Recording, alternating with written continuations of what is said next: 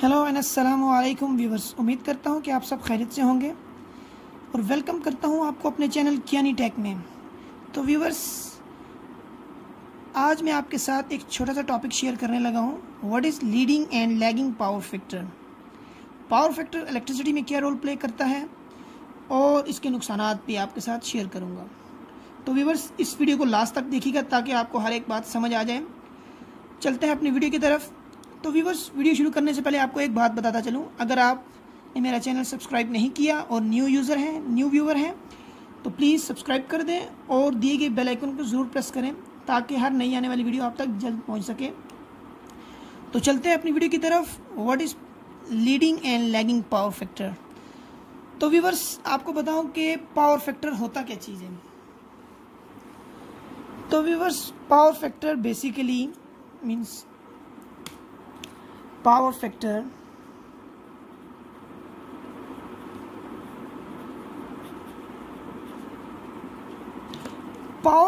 is a cosine angle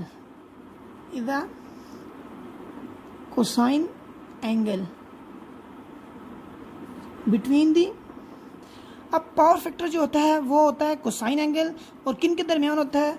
तो viewers, आपको बताऊं कि power factor KW and KVA इन दोनों के दरमियान होता है पावर फैक्टर। तो व्यूवर्स, पावर फैक्टर इन दोनों के दरमियान कैसे होता है मैं आपको एग्जांपल दूंगा डायग्राम की मदद से। तो आप डायग्राम को गौर से देखें।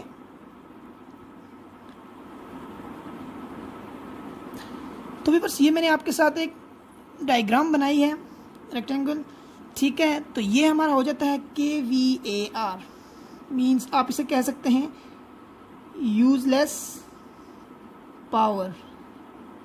और ये जो हमारा होता है ये होता है KW, मीन्स के जो हम यूज़ कर रहे होते हैं, जो हमारे घरों में इलेक्ट्रिसिटी यूज़ हो रही होती है, या कंजप्शन जिसे कहते हैं, हमारी कंजप्शन हो रही होती है। और ये जो हमारी होती है ये KVA, ये हमारी होती है जनरेशन पावर्स, जो कि हमारी जनरेटिंग पावर में जनरेट हो रही होती है। अब ये 100 KVA 100 मेगावाट है, उसके बाद 1000 मेगावाट है, वट एवर सो ऑन। तो अब आपको बताऊँ कि ये एंगल किस तरह बिल्ड होता है। अब ये एंगल जो है कोसाइन एंगल, ये बिल्ड होगा हमारा KVA और KW के दरमियान, ठीक है। तो इस एंगल को हम फाई कहते हैं, ठीक है। अब इसका रोल क्या होता है इलेक्ट्रिसिटी में, किस तरह ये कम और ज़्यादा होता है और क्या इसके एडवांटेजेस और डिसएडवांटेजेस हैं, ये आप वीडियो के लास्ट तक देखिएगा, मैं आपको बताऊंगा। तो सबसे पहले आपको बताऊं कि ये क्या चीज़ होती है। बेसिकली ये एंगल होता है KVA और KW के दरमियान कि KVA हमारी कितनी जनरेट है और KW हमारी कितनी यूज़ हो रही है और क्या लॉसेस हो रहे हैं, और ये कम होगा तो क्या होगा, अगर ये इंक्रीज़ होगा तो क्या होगा। अब इस फाई की वैल्यू जो होती है वो 0.1 से लेकर 1 मीन्स यूनिटी तक होती है। Unity is a maximum PF means power factor, ठीक है। अब ये क्या चीज़ है।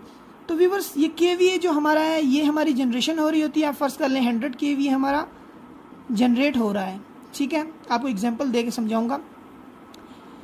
और हमारा KVA जनरेट हो रहा है और KW हमारा जो है वो 80 है, 80 KW है, मीन 80 किलोवाट हमारा यूज़ हो रहा है और 100 किलोवाट हमारा जनरेट हो रहा है। और 20 किलोवाट जो है हमारा यूजलेस है। ये क्या चीज़ हो रही थी, 20 किलोवाट जो हो गया, ये हो गया हमारा KVAR हो गया जो लॉस हो रहा है। अब ये जो है मेन रोल प्ले करता है पावर फैक्टर में लॉसेस के तौर पर, मीन्स KVAR हमारा ये जो होता है KVAR ये होता है साइन थीटा के साथ होता है। और ये क्या चीज़ करता है, इसका भी रोल होता है इलेक्ट्रिसिटी में, बिल्कुल नकारा नहीं होता। KVAR बेसिकली ये मैग्नेटाइजिंग कंपोनेंट है जो कि मैग्नेटाइजिंग के तौर पर काम आता है, मीन्स के मैग्नेटिक फील्ड के तौर पर काम आता है। तो व्यूवर्स, आप इस डायग्राम से देखें कि हमारा 100 KVA ये है और 80 KVA हमारा ये है, ठीक है। और ये हमारा कितना हो गया 20 KVA। अब पावर फैक्टर जब कम होगा तो आपको एक और डायग्राम बनाऊं। अब ये देखें, इस डायग्राम में ये हमारा हो गया पावर फैक्टर लेस, ये 5.1 है, ये 5.2 है। अब यहाँ पे हमारा 100 KVA था, अब यहाँ पे हमारा 90 KVA यूज़फुल हो गया और ये हमारा KVAR जो कि कम हुआ 10 KW में। मीन्स अब आपको बताने का मकसद ये है कि देखें, ये पावर फैक्टर हमारा 0.7 समझ लें और ये पावर फैक्टर हमारा 0.9 समझ लें, मीन्स कि 9 पे आ गया, यूनिट से एक डिजिट पीछे। अब व्यूवर्स इसमें हमें देखें कि 100 kVA में से 90 kVA हमें मिल रहा है और kVAR 10 किलोवाट है, और इसमें 100 kVA में से 80 किलोवाट हमें मिल रहा था और 20 kVA यूजलेस में जा रहा था। तो हमें बेनिफिट 80% मीन के 80% हमारा यूज़ हो रहा था, 80% हमें एफिशिएंसी मिल रही थी, और इसमें हमें 90% एफिशिएंसी मिल रही है। मीन्स कि ये पावर फैक्टर हमारा लैगिंग की तरफ है और ये लीडिंग की तरफ है। अब आपको बात समझ आ गई होगी कि लैगिंग पावर फैक्टर में क्या नुकसान होते हैं और लीडिंग पावर फैक्टर में क्या हमें फ़ायदे होते हैं। मीन्स के अगर लीडिंग पावर फैक्टर होगा तो हम इलेक्ट्रिसिटी ज़्यादा से ज़्यादा यूटिलाइज़ कर सकेंगे जनरेटिंग स्टेशन से। अगर हमारा KW जो कि यूज़फुल पावर है वो हमारी कम होगी, मीन्स कि हम 80% यूज़ कर रहे हैं और 100% जनरेट हो रही है, तो 20% लॉस हो रही है। इसका मतलब हम 80% हम जनरेशन से हासिल कर रहे हैं और बाकी जो है वो यूज़लेस हो रही है, हमारी ज़ाया हो रही है पावर। तो ये होता है लैगिंग पावर फैक्टर और लीडिंग पावर फैक्टर। अब ये लीड किस तरह करता है और लैग किस तरह करता है, तो व्यूअर्स आपको बताऊं कि हमारा पावर फैक्टर लीड किस तरह करता है और लैग किस तरह करता है, ये आप देखें। अगर वीडियो में कोई भी बात समझ ना आए तो आप मुझे कमेंट सेक्शन में पूछ सकते हैं। अब ये हमारा हो गया लीडिंग और ये हो गया लैगिंग। तो व्यूअर्स लीडिंग पावर फैक्टर किस तरह होता है, मीन्स कि अब जो मैंने आपको बताया कि लीडिंग हुआ पावर फैक्टर, ठीक है, तो हमने लीड करवाया, किस तरह करवाया, बाय यूजिंग कैपेसिटर। तो व्यूअर्स आपको बताऊं कि जो लीडिंग पावर फैक्टर मीन्स कि हम जब लीड करवाते हैं लैग से, अगर हमारा इंडस्ट्रीज का पावर फैक्टर 0.7 है तो हम उसे 0.9 पे करवाएंगे, तो क्या इकदाम हमें अप्लाई करने पड़ेंगे। तो आपको बताऊं कि जब लीडिंग पावर फैक्टर की तरफ जाना पड़ता है तो हमें 3 चीज़ों का इस्तेमाल करना पड़ता है। Using capacitor bank number 1, then synchronous motor condenser. ये एक कंडेंसर होता है, ये मोटर कंडेंसर होता है जो कि लीडिंग करंट प्रोवाइड करता है, मींस कि आपकी कंजम्पशन, मींस कि आपके लोड्स को लीडिंग करंट प्रोवाइड करता है, जिससे हमारा जनरेटिंग से जो हमारा करंट आ रहा था उसके साथ मिलके हमें यूजफुल पावर प्रोवाइड करता है, जिससे हम यूज़ कर सकते हैं और हमारा पावर फैक्टर बेहतर होता है। तो लास्ट वन है वो हमारा है फेस एडवांसर।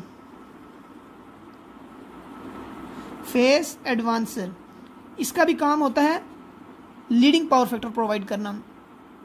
अब ये लीडिंग पावर फैक्टर प्रोवाइड कर दिया, अब लैगिंग पावर फैक्टर की वजूहत क्या होती है, लैगिंग पावर फैक्टर कब होता है।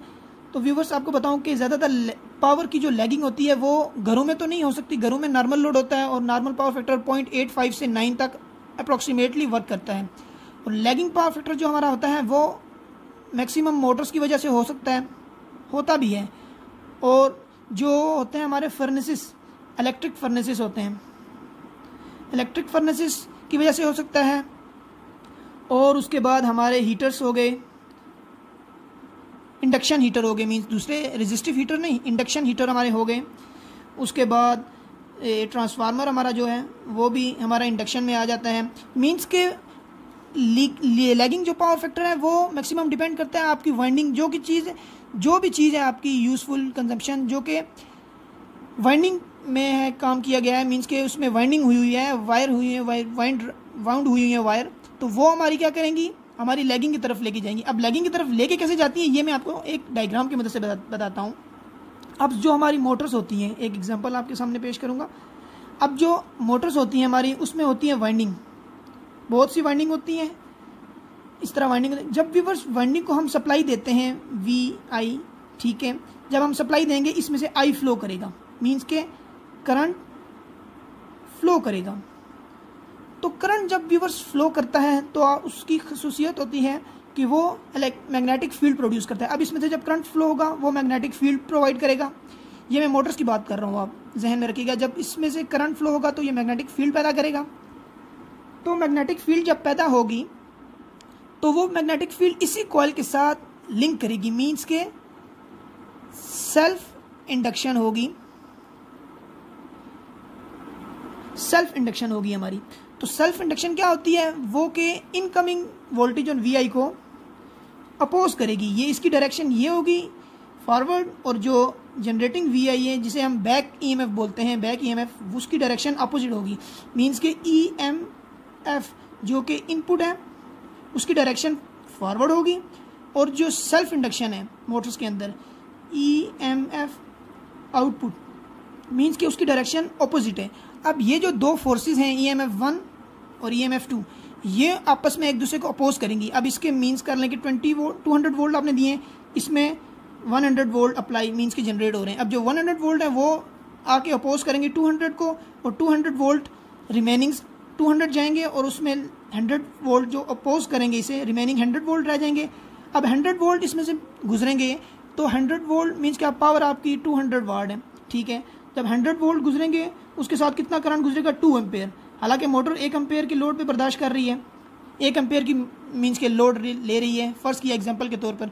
अब जब 200 वोल्ट से 100 वोल्ट पे आ जाएगी मोटर्स, तो ये 2 एम्पेयर लेना शुरू कर देगी, 2 एम्पेयर, तो तब जाके इसकी 200 वाट पावर होगी। तो व्यूअर्स इसका करंट जो होगा वो मैक्सिमम मीन्स के इंक्रीज होगा, पहले की निस्बत इंक्रीज हो जाएगा। तो ये हमारा क्या करेगा मोटर्स, ये हमारी अपोज करेगी इनकमिंग को जो कि लो हो जाएगी, और ये लैगिंग पावर फैक्टर की तरफ हमें लेके जाएगी। तो मेन मकसद ये बताने का था कि किस तरह पावर फैक्टर लैग होता है, क्योंकि एक और EMF पैदा हो जाती है जो कि मोटर्स के अंदर पैदा होती है, वो अपने इनकमिंग को अपोज करती है, जिसकी वजह से लैगिंग की तरफ पावर फैक्टर जाता है।